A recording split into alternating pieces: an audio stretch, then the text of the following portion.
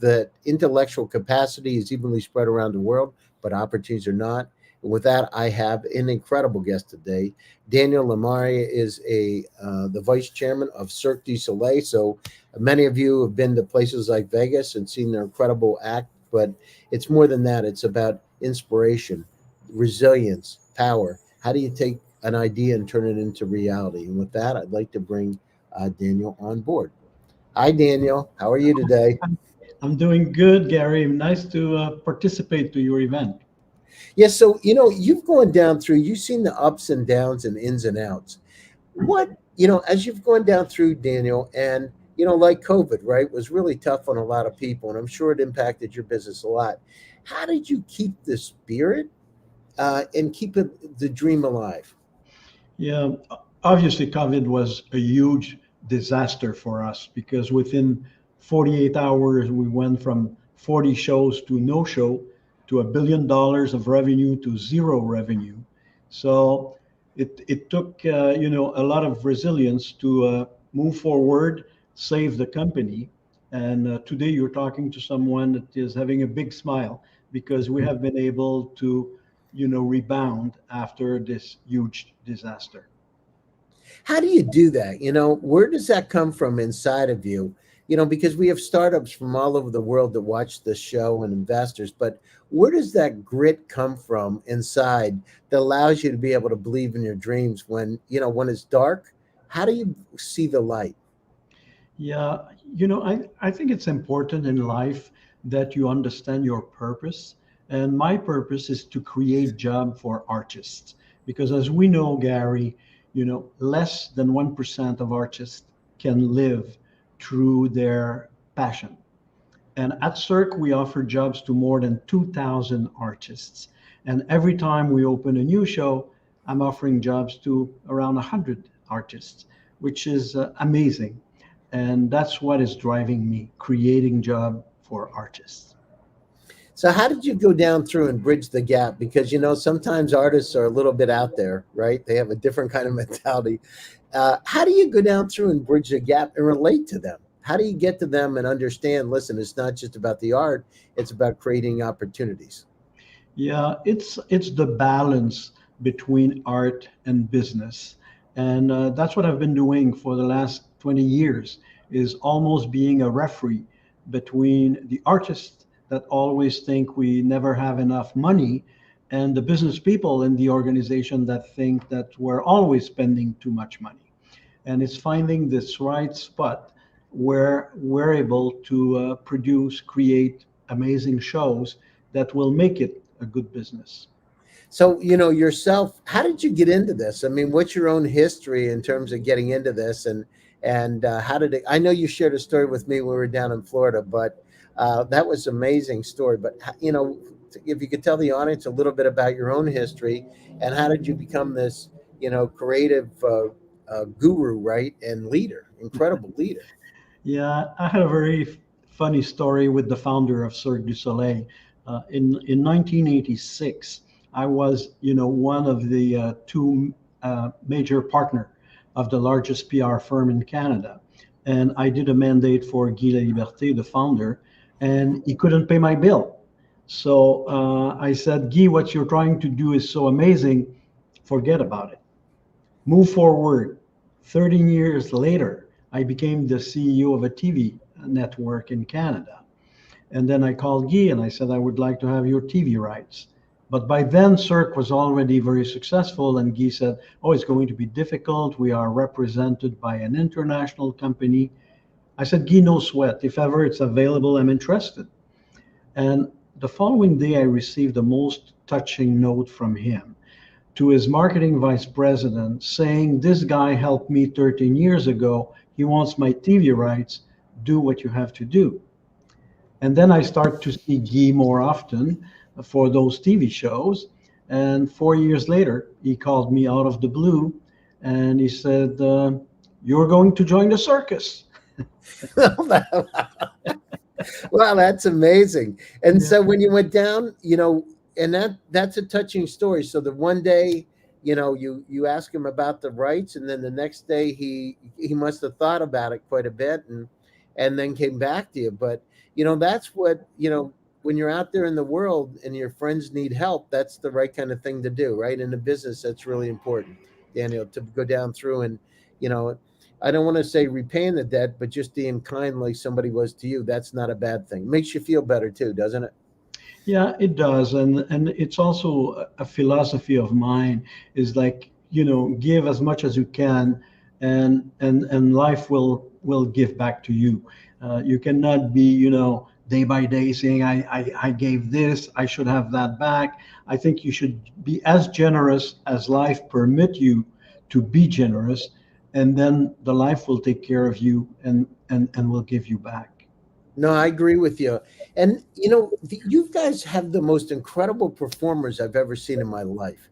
Where in the world do you source them? How do you find these people that can hang on, pieces of cloth and not kill themselves? Where do you find those people? Uh, Everywhere around the planet. We're hunting for the best artists in the world. So as we speak, we have in our data bank 300,000 artists. Because Wow. of the brand of Cirque, all the best artists wants to work for us. But even if we have that huge bank of artists, we have scouts traveling the world to make sure that if there is someone emerging somewhere, we want that person to join Cirque du Soleil because we want to have the best artist in the world. And so when you find those people, what are you looking for? Are you looking for gymnasts or what kind of backgrounds do they have? Yeah, it's a bunch of different experiences. Obviously, we scout at the world, gymnastic, competition. We will be obviously at the Olympic in Paris next summer, and we cover the Olympic. So obviously gymnastic, but also other discipline as well. And then we go in, which I should say off Broadway, which is going to little school of circus art in little cities in China or in Russia or in Ukraine. You And go to little cities to you literally go that far out? And so you go to this city, what are you looking for? we're looking for some jewel, because when you're looking for treasures, you have to be hunting, and the way to do it is now we have this amazing international network of circus art schools around the world, and we just go there and we see what's going on, and that's how we discovered amazing artists. Last year, out of the blue, we went to a festival in Africa, and we end up with an amazing act, and then we brought that act in one of our show. So that's what you have to do. The first quality when you talk about creativity is to be in the lookout all the time, and Wow. that's what we do. That's amazing. And so, do you have Olympians that ever come into Cirque du Soleil? Do you have Olympic level athletes that come in? Yeah, we have a lot of them. Because unfortunately, unlike professional athletes that make a fortune, where do you go after the Olympics? If you are an Olympic athlete, you didn't make a lot of money, and you like your passion, you would like to pursue it. The right home for Olympic athletes is Cirque du Soleil.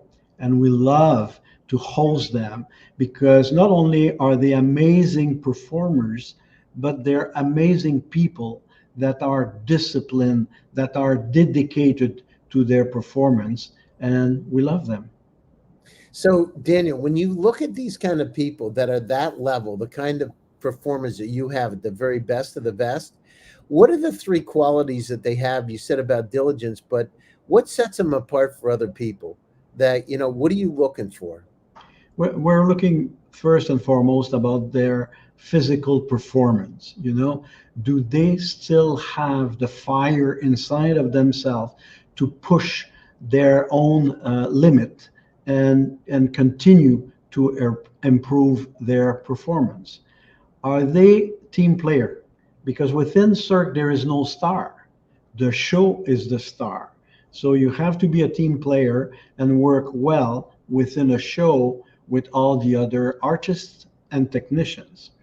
And thirdly, we like to believe that everybody that we hired will bring his or her own contribution to the growth of Cirque du Soleil.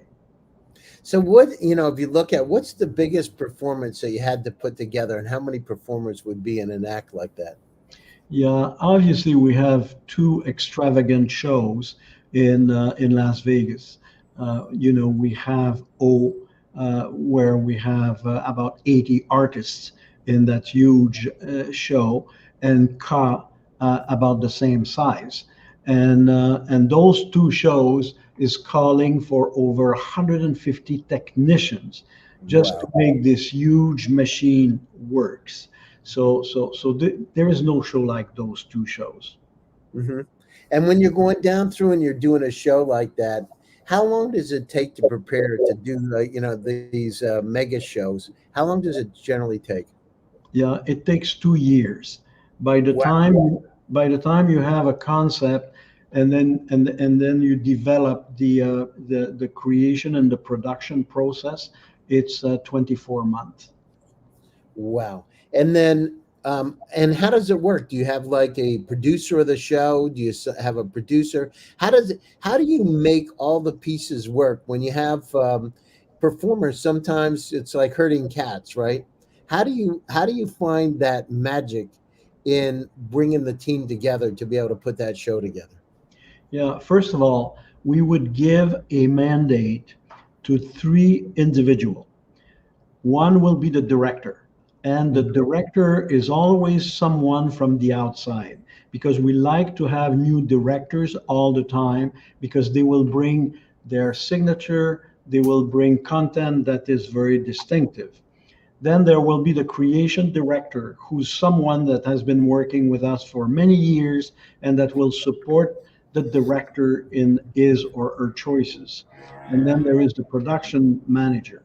Those three people will develop a concept based on a mandate that we give them, and then they will come back to us.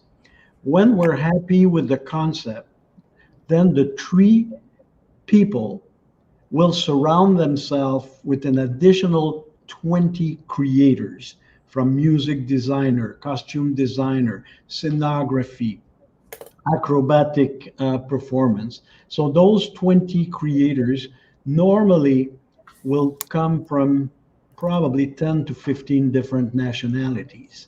And we like that. That's part of our success, to have people coming from different nationalities with different background, different values, and then work together to bring the new show.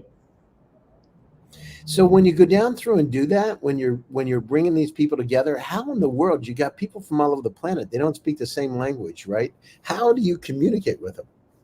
Yeah, yeah, we have obviously translators inside, and most of the people, fortunately, speak English, so that's the common language. But nevertheless, we have people that don't, and in those cases, we'll bring translator. But over and above the language challenge, there is also the fact that they come from different background and different values, and that's also part of the richness of what we do, because that's why we have a brand and an artistic content that is relevant globally. When you put a show together, and then you did Michael Jackson, right? How do you get all those pieces? Like get the rights to the music. How do you get? I mean, there's a lot of things. You might even have to get the family involved at some point. But how do you do that? Bring all those pieces together. That's got to be incredible. Yeah, with the Beatles and with Michael Jackson, first and foremost, before you do anything, you have to make sure that you secure the intellectual property. And it's not only music, but it's also the images of the intellectual property that you will buy. In the cases of those two amazing intellectual properties, they became partner with us, which was even better. because our interests were aligned in developing the shows. So after you have acquired those rights, then you go back to the creative process that I just explained to you a few minutes ago, and having fun working with our partners. It's amazing. So, how does it feel when you come in, to these shows and you see, the dream that you had 2 years ago and they come together? And what's the feeling like the day that you have that opening, the premiere? How does it feel? It's very, very emotional because, when you go through a creative and production process, it's kind of a roller coaster. Some day it goes very well, other day you have some challenges, and it's a difficult process, to get birth to an artistic content that you will be satisfied with. So when the premiere arrive, you're kind of tired of going through this process, and it's amazing. It's so rewarding. And then, when you do these events like the Michael Jackson or Beatles, do you get a lot of celebrities that come in to watch those shows in the premiere? Do you like court them to come in, or how does that work? Yeah, we have a lot of celebrities, and those two IPs obviously had attracted a lot of them. And it has contributed also to enhance the brand of Cirque du Soleil. For instance, when we did the Beatles show, CNN was live, the coverage was worldwide, and it helped enhance the awareness of the brand globally. And do you go to those shows, all those premieres? Of course, all those big premieres, I'm there, and very excited. And I just came back from a trip in Puerto Vallarta where we just building a new theater that will be opening at the end of 2025. And then again, I was emotion. It was emotional for me to work, and go in the construction site and see that it was happening. And then I said, okay, we're on something big here. No, that's great. It's amazing. And how do you come up with those ideas? Who do you have a team, a creative team that comes up with the ideas, or where do they come from? Do you just yourself say, "Oh, I have this idea. Let's think about this." No, my job is to put together the best conditions for our creators to create. But the ideas come from the creators themselves. So we can give them a mandate to say we would like that type of a show or that other type of the show. Just to give you an example, we're going to open this summer, for the first time, a country music show. So you go to the creative team and you say, we want to do a show in Nashville. And the show is going to be about the country music show. Then it's for the creators to bounce back to us and come back with ideas on how they will approach this new type of shows. And then it's for us to, it's an ongoing process between the creators and us. That's amazing, And so when you go down through it, for those people, you've seen the good, the bad, and the ugly, right? With COVID, I mean, the business went down. What do you do yourself to keep yourself lined up so that you stay positive throughout this process? Because it's, what you do is, making people feel good. But what do you personally do yourself to make yourself go down through the process and believe in the dream? Yeah, I'm very, very lucky because here at Cirque we have a good gym. So I do my workout on a regular basis, and that's how I keep sane, mentally, because you cannot travel the way I'm traveling. It's very rare that I spend a week without, being in an airplane.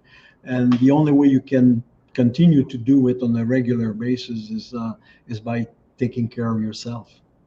And how do you do that when you're traveling like that? You're on the plane all the time. What do you do? Go to the hotels and search Yep. out the facilities right away? Or how do you do that?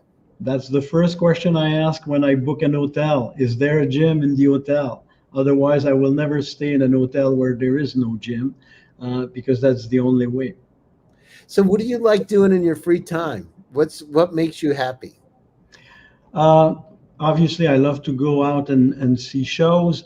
I'm a granddad, so I love to spend time with my grandkids, and yeah, just reading, having fun with my grandkids are my two most important situation where I like to get away from my job. No, that's fantastic.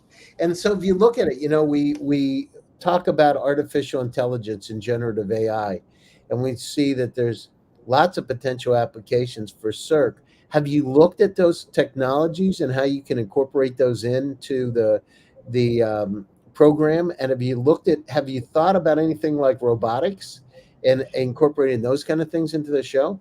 Yeah, we're always looking for new technologies. But for us, when we look to new technologies, we like to have technology that is going to enhance our human performance. So we're not looking for special effect just for the sake of having special effect. It has to be in our own environment. When we're talking about AI, obviously it will have an impact on us. It's not clear yet what kind of impact it will have, but we have no choice than to monitor it because it will have an impact.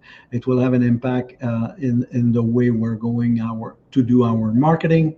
It's going to have an impact on our content, and right now we're not sure exactly what will be the ultimate impact, but we know one thing: we have to monitor it because it will change our life. So, those artists that are out there that are watching this show, and they've got some skill sets from a little town in Africa. Who would they contact at Cirque? Who is a person that they should contact if they're interested in doing something with you? Yeah, we have a casting department. There are quite a bit of people there just scouting the planet and receiving all the videos that we're receiving every day, and go through it and screen it and decide who would be good enough to work in the Cirque du Soleil show. How do you go down through and scout the locations where you're going to do the next, like Puerto Vallarta? How do you find the place to put the next show? Do you do a lot of due diligence in terms of the traffic and those kind of things, or how do you make a decision? Yeah, the one thing that people don't know about us is we are very analytical. So every show, every night, wherever it is, we have the satisfaction level of our fans that had attended that show. So when it comes to a new show, we also use a lot of analysis to understand the market, the size of the market, the type of show we should have in that market, so that when we green light, for instance, a resident show, it's a huge investment. So we have to mitigate the risk as much as we can. It's always a risk to launch a new show, and but if you can mitigate it by understanding better your challenges, then your chances of success are much greater. How do you go down through when you find this show? If you have a show that's not doing quite as well as you think it should do, how do you go down through and pivot the show? Have you ever done that? Had to pivot a show in another direction that you built in order to make it more interesting and exciting, or do you just what's the process like? It's you know, if you would walk in our studio here in Montreal, you will see a lot of anxiety because no director wants to be famously known to produce a bad show of Cirque du Soleil. So Hmm. it's always a huge challenge. And so when we see, as it happened in the past, a few times, that the show was really going in the wrong direction, we would, we would call the creative team and says, "Guy, this show is not going to fly unless you change it dramatically. And here are the things that you should be changing." But the good news is we don't wait until the show is going in the wrong direction. We Hmm. do with the creative team checkpoint. And the checkpoint brings the key executive of the company with the key creators, and we would review every third weeks the content of the show. and then we will have to tweak it, change it, improve it, and it's an ongoing process because you cannot go out and premiere a show if you're not yourself satisfied that it deserves the brand of Cirque du Soleil. No, that's great. Listen, we're coming up to the top of the show. So closing thoughts, Daniel, and for people out there that have dreams that want them to come true, to follow the path that you've taken, what are the closing thoughts you would say to them, and what's the best way for people to connect with you? Yeah. So first of all, Gary, allow me to talk about my book, Balancing Oh, I Act, love. Okay, and absolutely. Go ahead. that's where Can I you show us a explain. cover again, Daniel, so that Yeah, everybody can see it and hold it flat? Okay, Balancing Acts, Tech at Daniel's book, right? He's a vice chairman of Cirque du Soleil, unleashing the power of creativity in your life and work. And that's the key, right? How do we make it better? exactly. And I've been able through all the experience that I've learned from amazing creators to move from being a very traditional business guy to become a much more creative person. And that's what I'm sharing in that book. And that's what I hope that people will also discover, because creativity is a muscle. So let's make sure, if you want to improve your creativity, that you are, using your muscle, your neuron, much more. No, that's great. Well, listen, we appreciate you taking the time out of your busy schedule to join us today. And to all my audience, thanks for joining one more time. GSD presents Silicon Valley AI and Tech. My name is Gary Fowler, and I am your host. Stay happy, stay safe, and stay healthy. And we'll be back to you again with another exciting edition on Thursday. Thanks, Daniel, and thanks, everybody.